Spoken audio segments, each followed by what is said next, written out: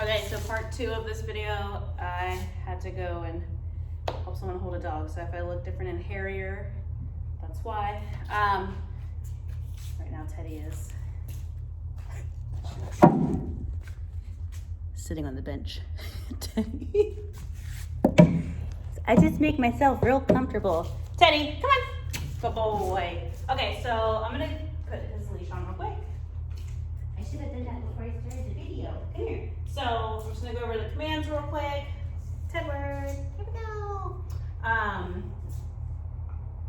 Something that I've noticed with him, and I think I've mentioned this before, is he gets kind of panicky when going from point A to point B, and then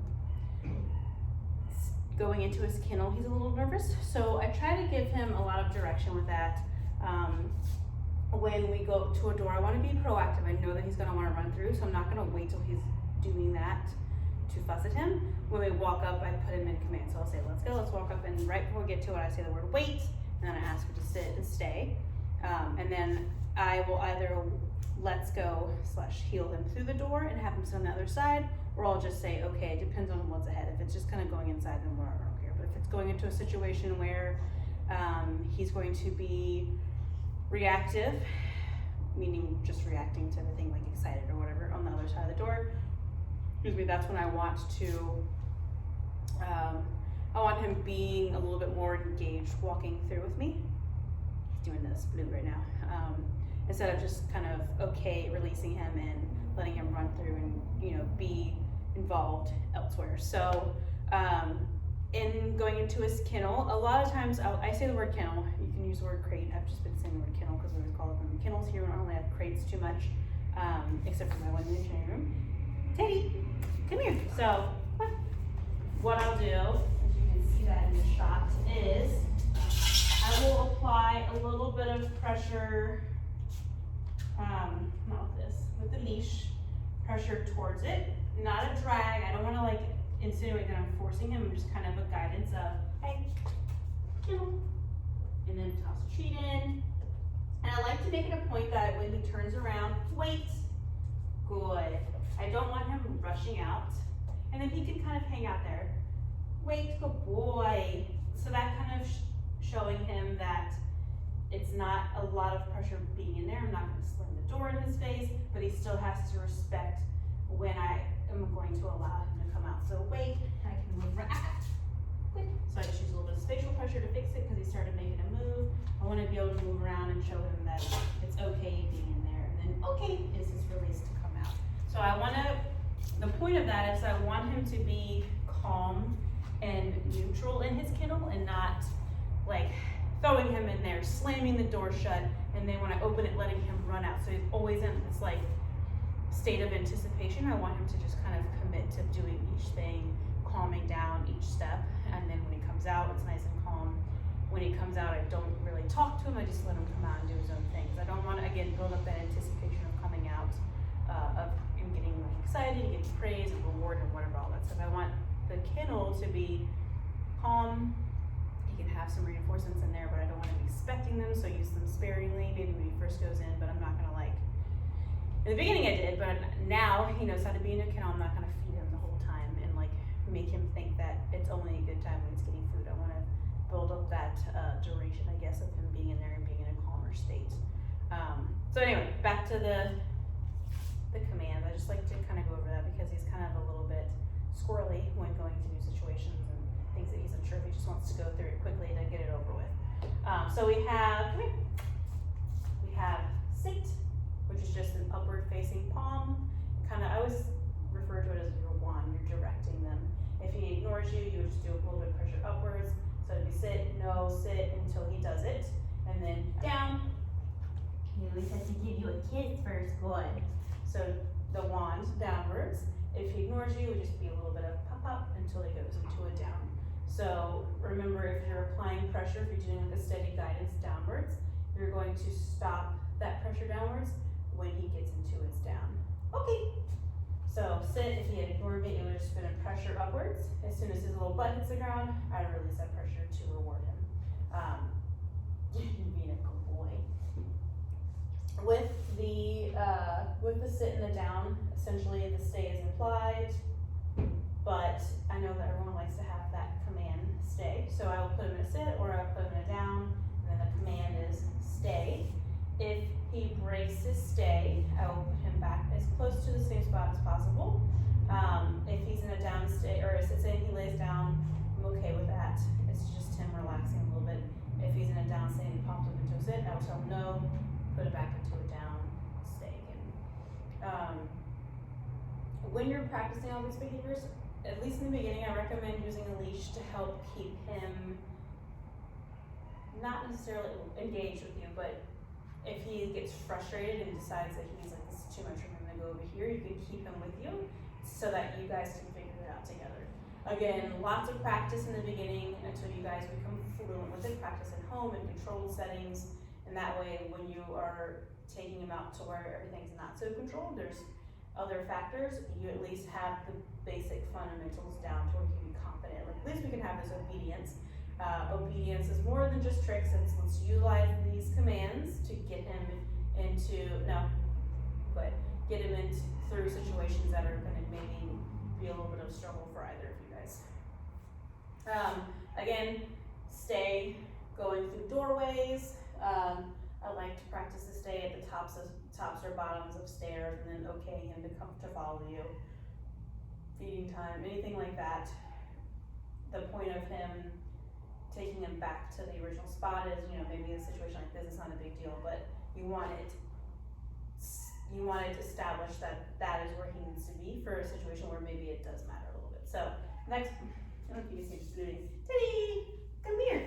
The next one is his place.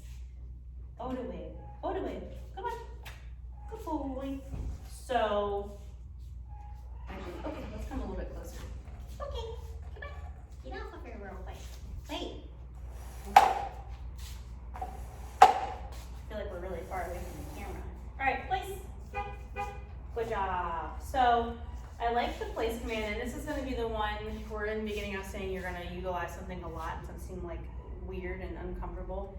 Not uncomfortable, but like foreign, I guess.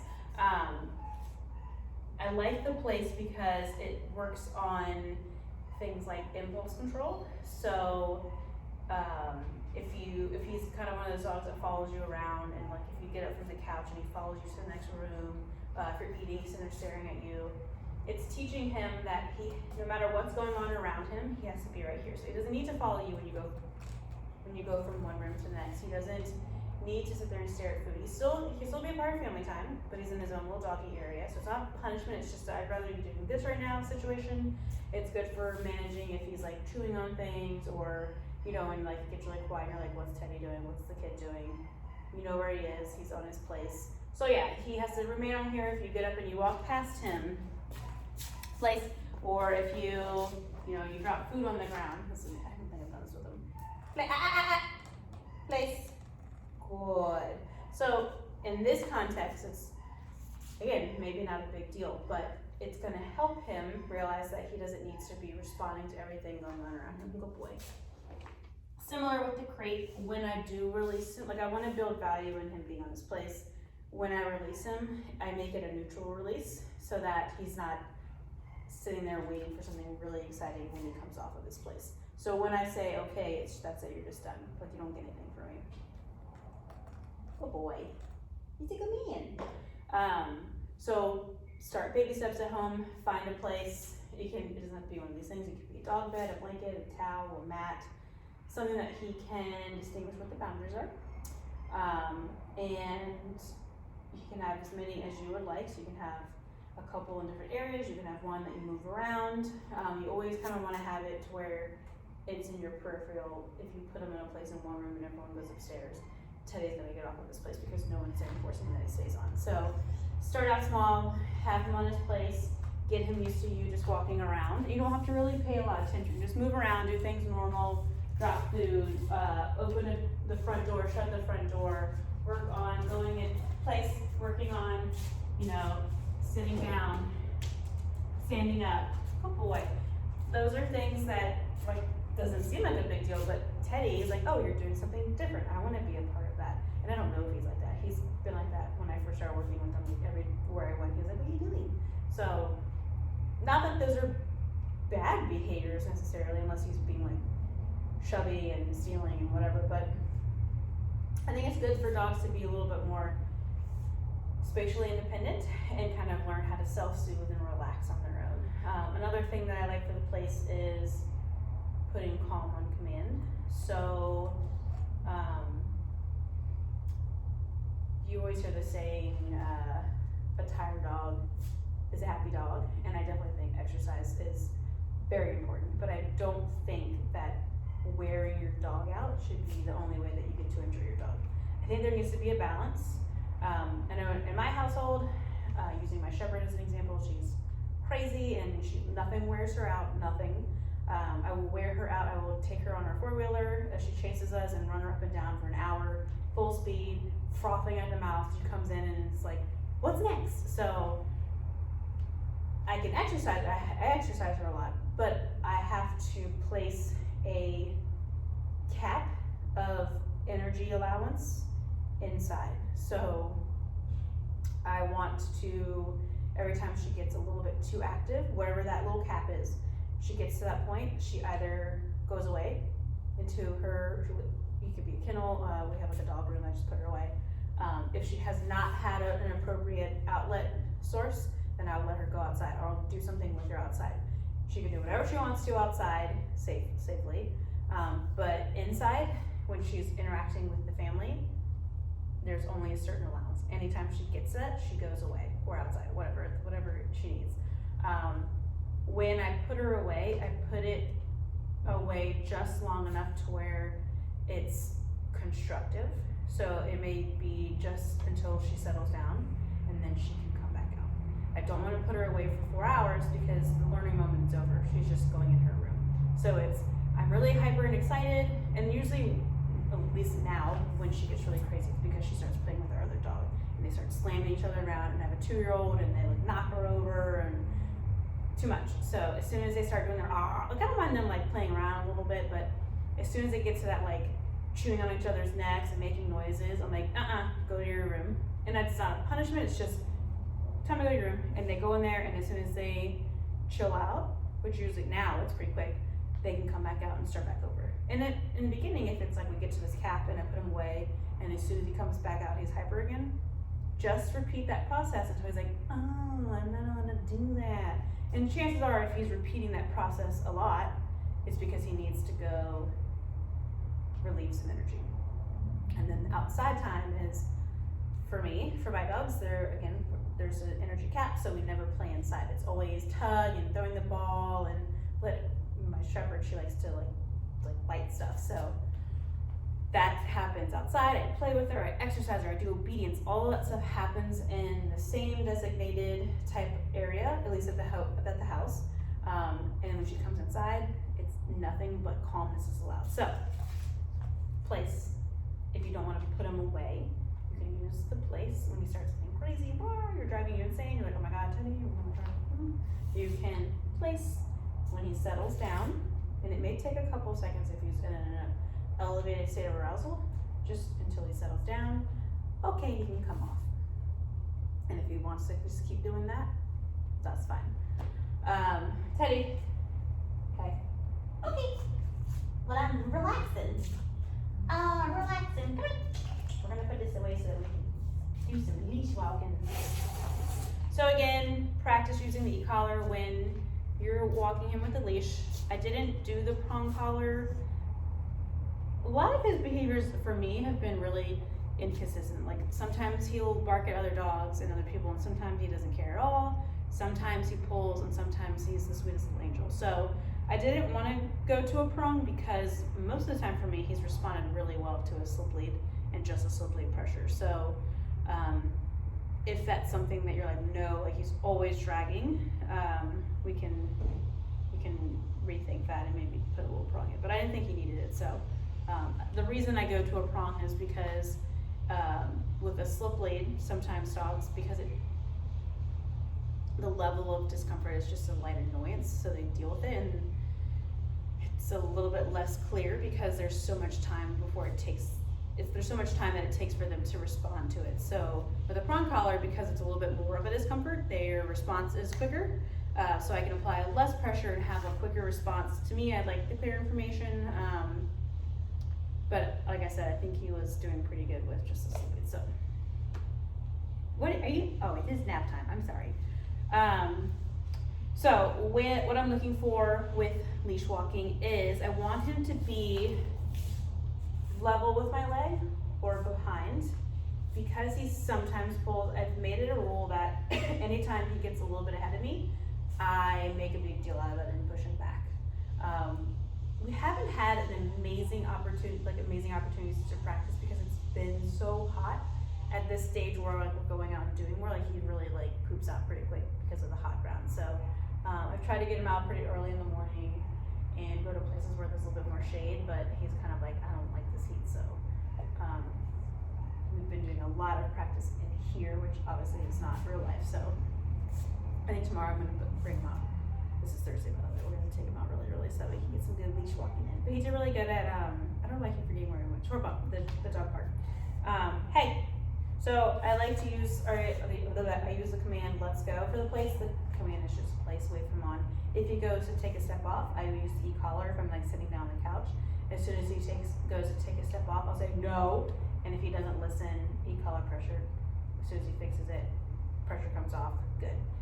I can do it. So anytime I apply pressure to fix his positioning, I'm going to also use the e-collar, and that is for you to get comfortable with using it. So, Teddy, let's go. Come on, I know you're napping. Come on, let's go. Good job. So I like to have the leash short but loose, so that way when my hand is, when my hand is down by my side, there's slack and it's comfortable for him. And if he moves too far forward or out to the side, I really don't have to move my hand too much to fix where he is. So if he's, I'll just let him get a little bit ahead. Nope, back, good. As soon as he fixes that position, I release the pressure, I release the e-collar pressure, and I mark with the good. And then make sure you're breathing, which sounds silly, but some people get really stressed out. Make sure your hand is down and relaxed and not like walking him like this. If there's constant pressure in his neck, it becomes white noise and he doesn't respond to anything because there's always pressure, there's never relief from that pressure. Let's go. And if every time I change direction, I say the word let's go to almost like a turn signal, let's go, to help him be successful. And every time we stop walking, he should go into a nice little sit. Come on, let's go. Come on, let's go. Sit. Good. Okay, good job.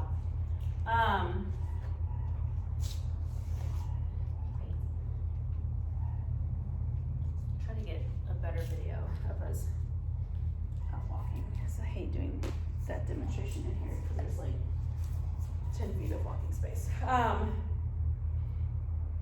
When you have him off leash, definitely make sure it's in an appropriate place. Like we're not going down Carey Street with Teddy off leash. That's a no-no because there's such a small window for error, or a big window, I guess you would say. I don't want him running traffic. I don't want him running up to people that don't want him to come up, or dogs or whatever. So park with not a lot of dogs, the river, a lake, the beach. Set him up for success. We're not, again, taking him somewhere where like literally every 10 feet there's something that could hurt him or get him in trouble or whatever. So when I take dogs off leash, I like to, in the beginning, I have a small bubble to where if he gets to the outskirts of that bubble, I say Teddy and have him come back to me and I offer him something. And I do that over and over and over again to show him that staying in my bubble and you coming and checking in on me, get something. You get something out of it. Now, thank you, don't touch that.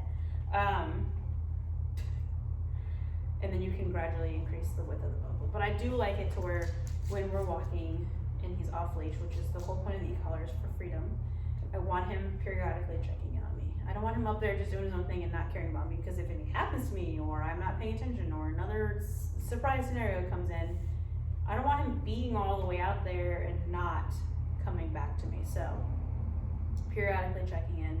When you're practicing off leash, if you want to start with the long one, that's what I do with him. I like to be prepared with something of a reinforcement, and I like it to be not predictable. So it'll be pieces of hot dog, some kibble, a piece of cheese, a piece of those freeze-dried treats, whatever. I think you said cheese, deli meat. That way he doesn't know what you have, so that way he can never, most likely can never determine, or I guess, what's the word when he was like, he can't really judge what he likes better, the thing that he's sniffing at or what you have to offer. Like, he's like, I want to go yell at this dog. I already know that she's gonna give me a piece of hot dog, so this sounds more exciting. If he doesn't know what I have, he's like, which one would be better? I don't know what she has. I want to go check in. I like that opportunity. And same thing with the recall. Like every once in a while, I just want to have something that he's like, oh my God, I didn't know she's gonna have that. That's great, and it kind of builds up that gamble and that drive and wanting to come see what you have to offer. If it's always predictable, he already knows what it's going to be. He can choose which one he thinks is better. So for the recall, that is definitely my biggest tip, is surprising him with random things. Sometimes you don't have anything. Sometimes you have his whole bowl of food. Sometimes you have, I don't know, just use your imagination. Whatever is healthy for him. When I call his name, I like to, or when I do the come command, I usually will say, Teddy, come, good boy, good man. Oh, they're so good. I know you couldn't see him, but if I say his name and he totally blows me off, I know that, I have hair all over me. I know that the word come is not gonna make him like, oh, I have to listen now. So if I say his name and he looks up at me, then I'm gonna give the come command, because I want to make sure that I am successful in getting him to come back to me. The e-collar is the thing that's like, I don't care if you're not paying attention to me or you're blowing me off, you have to. But you know, I always, again, balancing, I always want to be motivating first. I want him to be excited about coming to me. I want him to get something from it. That way, it's more reliable and he's more likely to be successful with it, because he knows she gives me things, or it's exciting to come back to her, and I always have to do it. If sometimes he gets away with it, sometimes he's not gonna wanna come. So with the e-collar, if you say Teddy come and he says I don't feel like it, before I go on, Teddy in motion is easier to call, any dog is easier to call you in motion than they are when they're resting. So if he's laying down taking a nap and you say Teddy come, most dogs are like, I don't feel like getting up. Even if they like are hyper dogs, for whatever reason, that's like they're stuck there for a second. So I find that you have to be more motivating, lots of running backwards and making loud noises, being silly and goofy, and it kind of taps into prey drive and play drive to make them want to come to you. So the e-collar is, you have to come regardless. So if I say Teddy come, he's like, I don't feel like it. I will start with a low level. I will say Teddy come, he doesn't come, no, come. At the cuff come, I'm holding that button down, and as soon as he commits to coming to me, I release the button and then switch over to the reward. You can turn up the intensity level as he is ignoring you. So if he is walking away or just laying there, you can turn up the dial. So clockwise is out, clockwise is higher, counterclockwise is lower. It goes up in increments of 1 up to 100, which he should never need a 100, but it's there for emergency. What is ahead is going to be how quickly you turn it up is going to be contingent on what is ahead. So if he's walking down this hallway right there, there's a door there, he can't go anywhere. So it's going to be degree until he feels like listening to me. And behind me is a solid glass wall. If that wall's gone and he's running towards Broad Street, I'm going to turn it up real quick, because I need him to not, get into traffic or go into a dangerous situation or whatever. I don't care what this feels on him if it's keeping him safe. It's the lesser of two evils. So use your best judgment on that. Commit to it. If you, like right now he's laying down. If I start using the stim and he just stares at me and I'm like, this isn't working, I'm not going to do it, where he starts kind of doing like the, because he's being a little turd and protesting it. And I'm like, oh, I don't want to do that, I give up. Teddy quickly learns that he can withstand a little bit of discomfort and it goes away. Again, be mindful of the levels that you're applying. If he's ignoring you, and it's something where you have to come to me, you're gonna degree, he starts doing the He has gotten to that level by ignoring you. You can just turn it back down a little bit, not releasing the stem. You don't want it to be causing damage and not being helpful. I hope that makes sense. I'm trying to like skate around things here. Or not skate around, but trying to get it to make sense. Trying to make sure I'm going over everything, and again, we can get together and kind of, you can ask me questions and we can go over specifics. You can take him out for walks with me. You'll get a packet of stuff that has a lot of kind of going over this in writing, different ways to incorporate training into your day-to-day life. I really encourage that. You don't have to set separate time for Teddy training. If you're doing something around the house and you can involve Teddy in it, doing some obedience, then utilize that time, like multitask. I have to multitask with my dogs. I train dogs all day, so when I get home, I'm like, doesn't anyone look at you guys? So to keep them up to par, I have to work on their stuff. So anyway, I know that if you've had a busy day and you come home and it's family time, the one thing, if you're having that day, the one thing you push is under the carpet is maybe dog training. So it has ways to kind of help incorporate this training into day-to-day life and making it more an everyday thing instead of, for 10 minutes we're going to be doing this. 10 minutes we're doing this. Like training is to help have a better relationship with your dog. Some dogs, they don't need training. Most dogs do. And to exist in a human world with certain expectations, like he's a dog and he's always going to do dog stuff and make dog mistakes and do things that kind of not in your favor because he's an animal. But training is going to help create a clearer communication and help him understand how to do certain things in certain situations. So definitely help him be successful. Please reach out if you need help with anything. And I'm kind of like acting like I'm never going to talk to you again, but we're going to see each other soon. Make sure you have some questions for me. I know that even though you're getting a video, there's still going to be stuff that you're like, because that's normal. Yeah, so that's the video, and I think I'm going to try to get a video of him walking, but that might be tomorrow. So, all right.